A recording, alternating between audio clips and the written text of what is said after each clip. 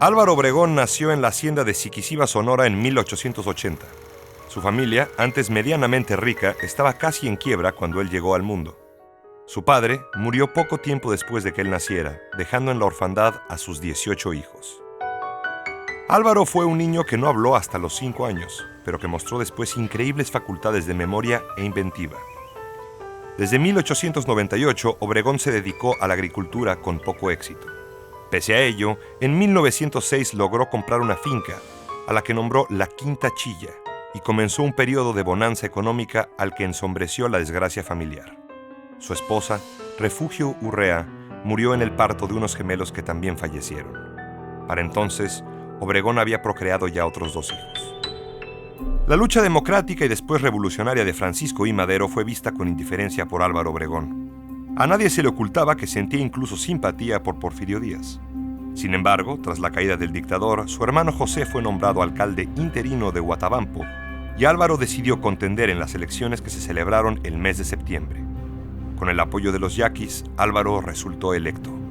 El golpe de Estado contra el presidente Francisco I. Madero y su asesinato despertaron una ola de indignación en el país. Pese a ello, solo los gobernadores de Coahuila y Sonora desconocieron al gobierno usurpador de Victoriano Huerta. El 26 de marzo de 1913 fue proclamado el Plan de Guadalupe, alrededor del cual los revolucionarios del norte organizaron la lucha conformando el Ejército Constitucionalista. Álvaro Obregón recibió el nombramiento de jefe militar de Hermosillo. En una serie de batallas exitosas, las tropas constitucionalistas de Sonora capturaron Guaymas, Cananea y Naco, tomando prácticamente el control del territorio estatal. Eso permitió que Venustiano Carranza estableciera su gobierno en Hermosillo.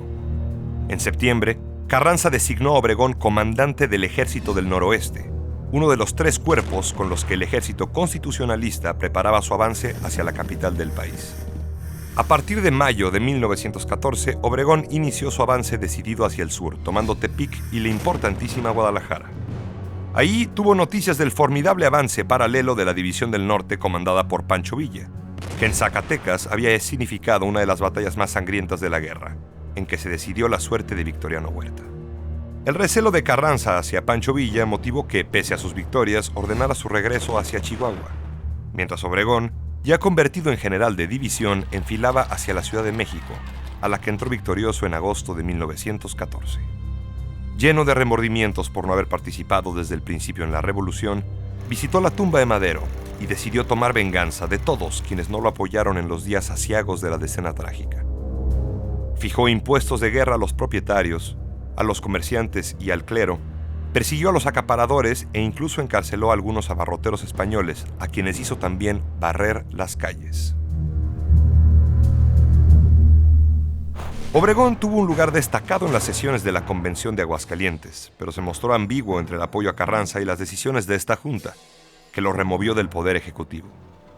Cuando vino el rompimiento, se adhirió al carrancismo y se convirtió en la más importante pieza militar en su lucha contra zapatistas y villistas. Las fuerzas convencionistas y carrancistas se enfrentaron en una serie de cruentas batallas en la zona del Bajío en abril de 1915. Una y otra vez, los ataques frontales de la caballería villista se estrellaron contra la artillería de Obregón. Sin embargo, el 15 de abril se alzó con la victoria, y los últimos restos de la División del Norte se retiraron desordenadamente. Unos meses después, cuando Obregón perseguía a las dispersas guerrillas villistas, sus tropas fueron atacadas con granadas. En el ataque, perdió el brazo derecho y al verse en ese estado intentó suicidarse. Apretó el gatillo, pero el arma no disparó y le fue arrebatada antes de que lo intentara nuevamente. En 1916, Obregón era visto como el caudillo invicto de la revolución, a quien no le faltaba ni siquiera la visible cicatriz de la guerra.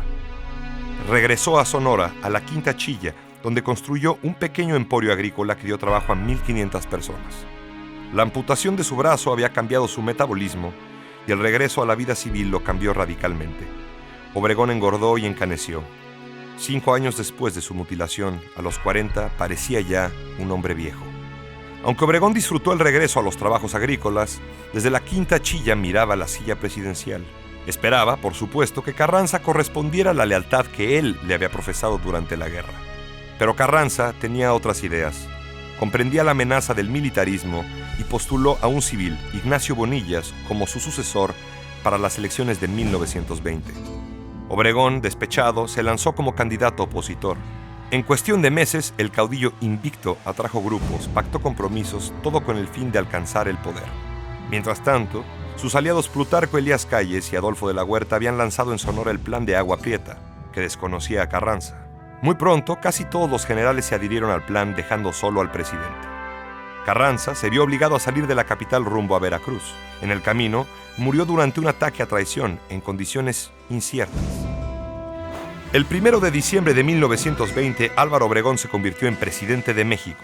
Durante su gobierno, creó la Secretaría de Educación Pública y designó como su titular a José Vasconcelos. Gracias a él, la cultura mexicana tuvo un renacimiento que abarcó desde la fundación de escuelas rurales hasta la realización de grandes obras de pintura mural en los edificios públicos. En 1923, al aproximarse la sucesión presidencial, Obregón apoyó a Plutarco Elías Calles como candidato, con miras ya a reelegirse en 1928.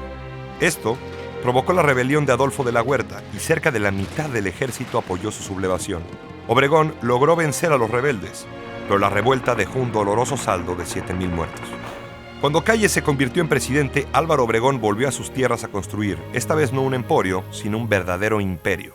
Pero desde allá, ambicionaba volver a la presidencia y finalmente logró, en 1927, que el Congreso restableciera la reelección presidencial.